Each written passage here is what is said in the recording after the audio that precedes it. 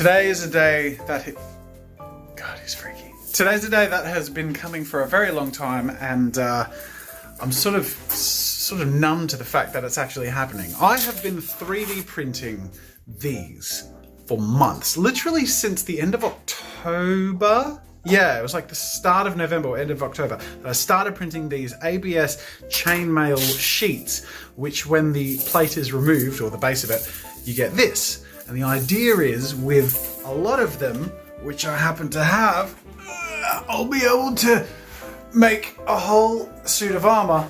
Well, when I say suit of armor, a whole chainmail shirt, and potentially a coif thing. But my calculations are probably off, because I think it has to be sort of wider and more like a larger sort of shirt than I might have calculated for. So the coif might be redundant. But either way, I'm making a chainmail shirt, or at least I'm going to attempt to. It's probably going to be bad, but it's been months in the making, and even a few 3D printer repairs, because I ran it non-stop and burnt out a few parts of it because I ran it a way I shouldn't have run it. But we're going to see if it was worth it. Before we get started on the armor though, I'm going to finish this off. This is a 3D printed sword, which prints in parts that I'm gluing together, and I've half glued it. I think I still have the parts from my first attempt that I dropped in the vlog. There you go. So this is what it prints like. It literally prints sort of upright like this, and this is what it's like when you glue it together. I don't know how strong or reliable it's going to be. Ooh, look at that. It's actually sort of working. That's crazy. It does feel fragile, but I am going to glue together the handles and the rest of these bits. I'm gluing it together with araldite, which is this stuff that comes in like 2 parts, and you mix it together, and then the result is something that dries in like 15 minutes. It dried faster than I expected, and it's way harder and more durable than I expected. So, I mean, I can't even bend that. Like, that's really tough.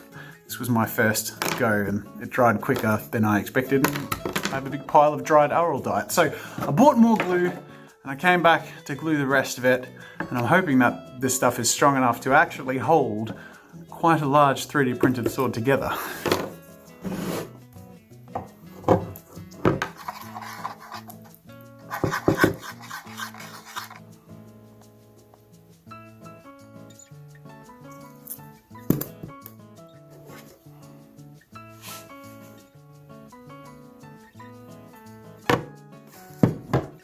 That's the second last stage of putting that sword together.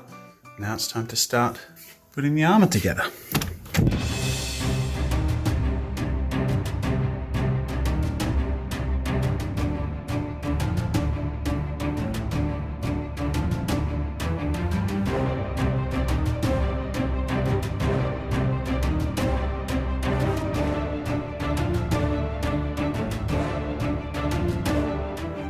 Here's something I didn't expect.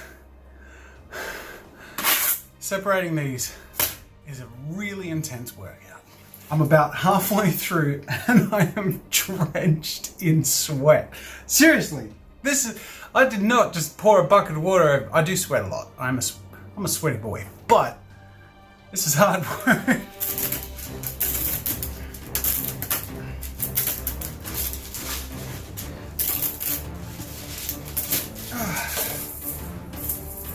And then every now and then there's stragglers like that. I have to try and get up with snippers.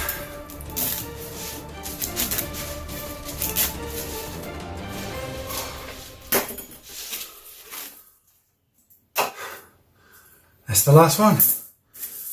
Oh my God. That whole session of removing all of these from the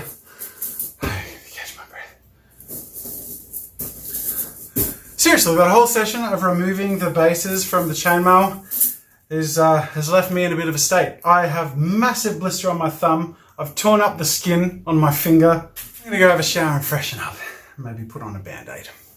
I'll be back in a bit. Okay, I've had a bit of rest and recovery.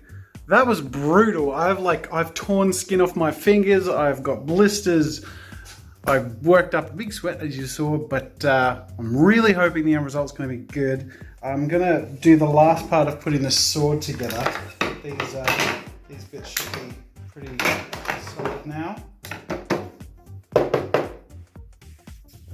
seems good. So I'm going to do the last bit of gluing, put it all together. It's a bit wonky. Might see if I can fix that. Anyways, and then the sword should be done. I'll go back to starting to sew the 3D printed armor, which I won't finish today. We're getting close.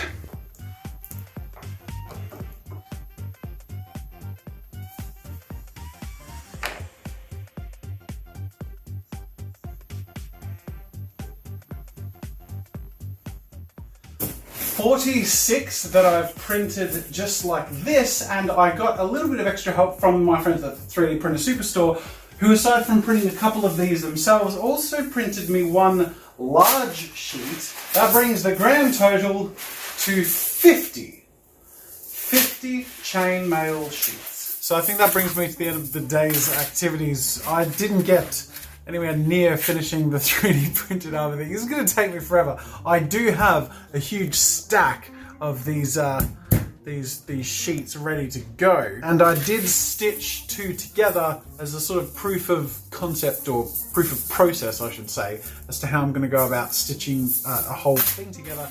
And then I'm going to use some of this paper and my mannequin to make a template pattern thing, and I'll deal with that later. But that's as far as I got today, and boy oh boy is this a project. I'm going to wrap up with the question of the day. DCA117 says, did you use oil or chalk pastels? Referring to the video I released yesterday. I don't know. I thought they were oil pastels. Some people are saying they're chalk pastels.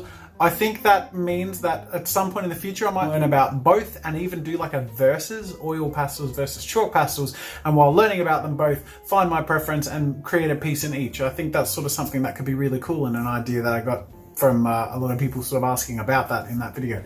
Anyways, thank you all for watching, ladies and gentlemen. I hope you enjoyed the progress, at least, even though we haven't been able to see much of a result. However, I should remind you guys that the stream is on tomorrow, so please come and join in.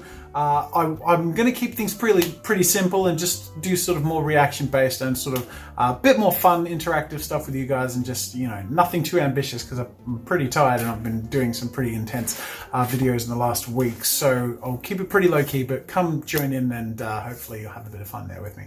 Thanks for watching, everyone. I'll see you guys later.